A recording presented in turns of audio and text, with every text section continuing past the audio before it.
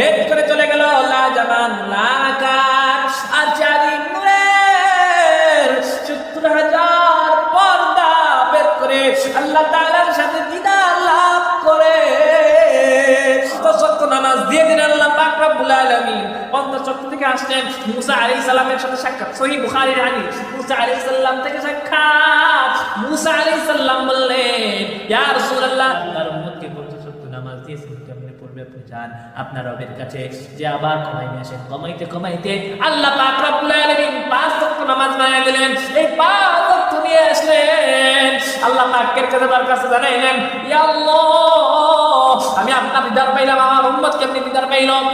আল্লাহ পাক বলে দিলেন, আমার বন্ধু মুহাম্মদ, আপনার উম্মতকে আপনি জানায় দেন, আসসালাতু মি'রাজুল